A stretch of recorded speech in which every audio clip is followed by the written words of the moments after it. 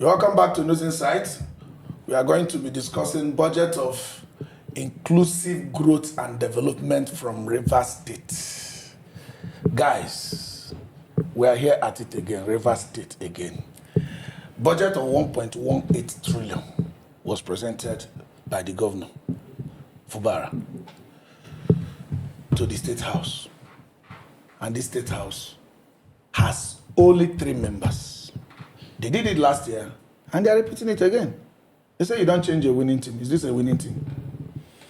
Or winning method? Well, the reason why they did what they did last year is because of the fight in the House.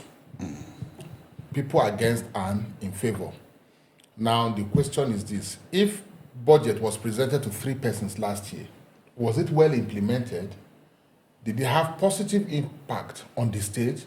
If the answer is yes, and within themselves they refuse to resolve their crisis, and if it's not wrong constitutionally, and if the same 3 people are still available to be presented to how it has been presented to them, what we should bother more is what is in the budget. The one they presented last week, do they implement it?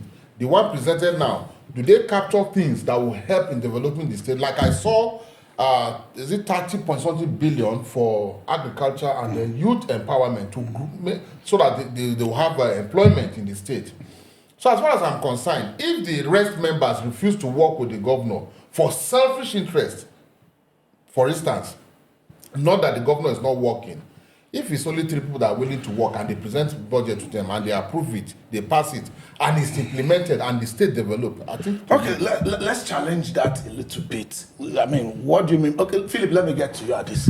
Thank you very much. What do you mean by willing to work with the governor? Did they sorry, because the battle has not, it's not issue of willingness to work with the governor. You see, is that a battle of willingness to work with the governor? You see, this country is not just a banana republic, but it's a drama theater.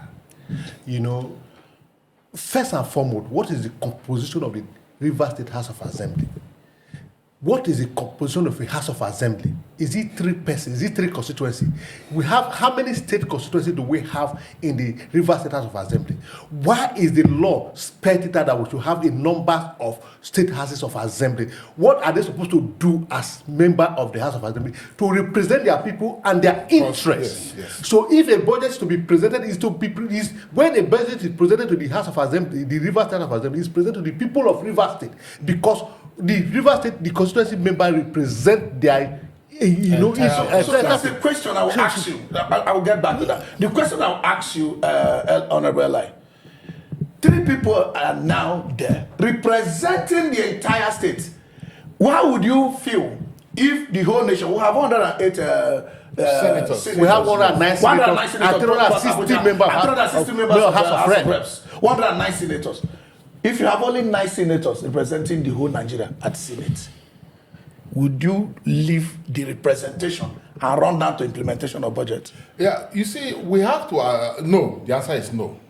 Because like he rightly pointed out here, every constituency, every quarter of the state are supposed to have their members as representing them in defending the budget. So good, I will get back to you on that. So now that the case is at the court, why is it that when there is a case before the court, people will choose the side rather than maintaining status quo? Because these members were members originally elected by their people to represent them in the House, as allowed and permitted by the Constitution.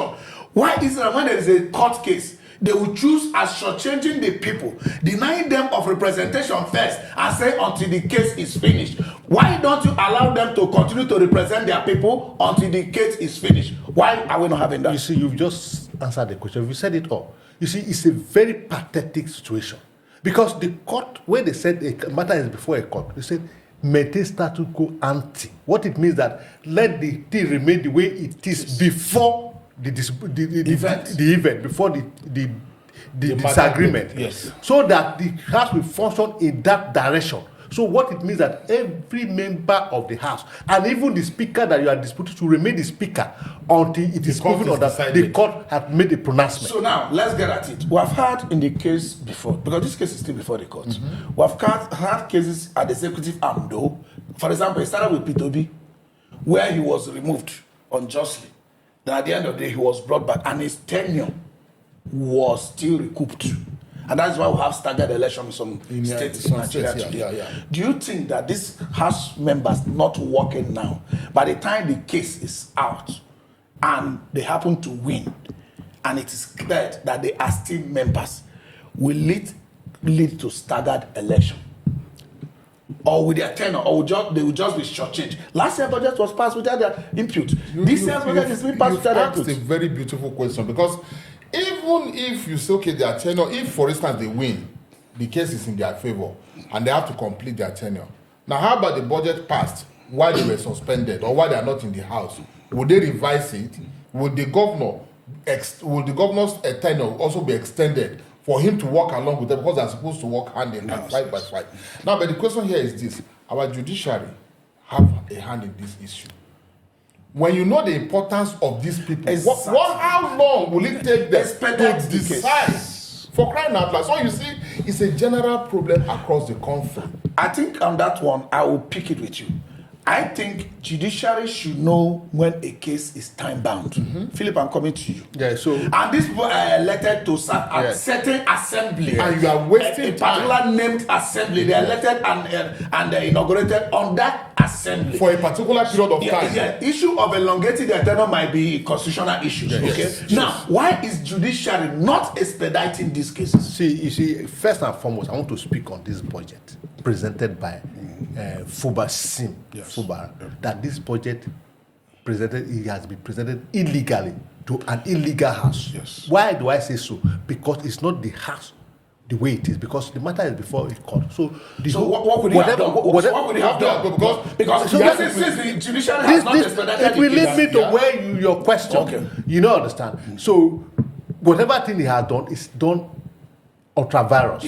You know. So now that brought us to the question: what is the judiciary doing about this? The judiciary is supposed to, the way they try electoral matter. That's right. This matter should be tried such a way that it should be given a period of time to be dealt with, so that everybody can go home and know where they belong. But in this case of Fubara had not done well by presenting budget to a 3-man house. It's a 3-man. You did it the last time, and you're repeating it. I mean, whatever thing, for me, this is my opinion. Whatever thing that happened, whether he is a good project or whatever, is ultra-virus. He has done nothing in the eyes of the law, because what he did is outside the law. Good. Now, Honorable Eli, let me come to you. The people of these constituencies that they are members, that they are elected representatives, are not part of this negotiation over budget. What is the remedy available to them?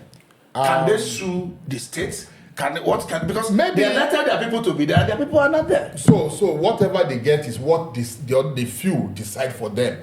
Now the question here you've asked is this: it's either they sue the state or they should attack the judiciary. We are assuming Honorable, let me get it clearer to you. We are assuming at the end of the day, if they are reinstated, and if they are reinstated for any reason, they can't serve in the next assembly because they are inaugurated into this assembly. That is the problem. How would the people, this short change, how will they recoup it? Well, it has happened in some states. I think it will end back in the court. It will go back to the judiciary to decide, because you've elected me to serve maybe for 3 years, and I was never allowed to serve longer than 7 or 8 months, for instance.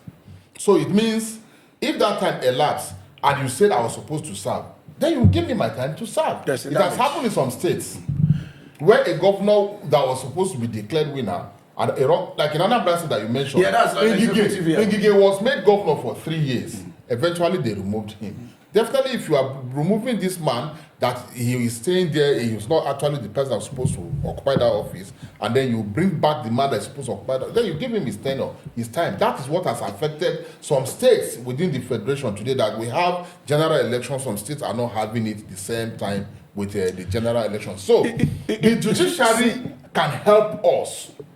Like he said, why will it take longer than 3 months in a sensitive matter like this? They have time frame. So Philip. Yeah, so let me help out here. You see, when we're talking about tenure, you see, the executive and the legislature are different in the eyes of the law. In the eyes of the law, we have, like, for instance, we have the National Assembly. This is the 10th National Assembly, right? If you are elected into this house, Assembly, yes. If the assembly and the life of the legislature ends at 4 years, you cannot be member of the 11th. That's what I was mentioning. So they were incorporated into a particular assembly. So they are robbing them of their. No, the court has settled that the only thing you can get is your full benefit being paid to you. No, that's where the damage comes more. Because these people were not elected to get salaries. Good. They were not elected to get benefits. They were elected so to paying them their represent salary or giving them is not. Their constitution has been sustained. So what I think is to happen, like you asked a very sensitive question, what is the remedy available to the constitution? Not the member. Not the member. I think the members, the people of Rivers State that are affected should go to court and restrain the governor from carrying out any action. Without their people. Without their people. Representation. Yes. And I need to be made party to that. You know, because you cannot just leave these people in limbo unchecked. Because the 3 members now will attract all the benefits to their constituency. I know you are trying to say it happened somewhere in Edo State during Obaseki's time. He was running the state with a limited number of state. I think it's still better to the fact that the docility of the Nigerian people, we are too docile. We don't stand for our right. I've said it before and over again. We need to stand for our right. The people need to rise up. Because these people, you hire them. We hire them. To represent whether they force themselves for us or not, they came in the name of that we hire them. So we can force them out. You also stand on that ground that the people should seek redress, right? Yes, definitely. Because time is against us. All right. Unfortunately. We'll continue next time. This discussion, it never ends easily. We'll continue next time. So, the budget of inclusive growth and development is not certain to carry out a unified or unanimously agreed development. We'll be right back. This is T News Insights.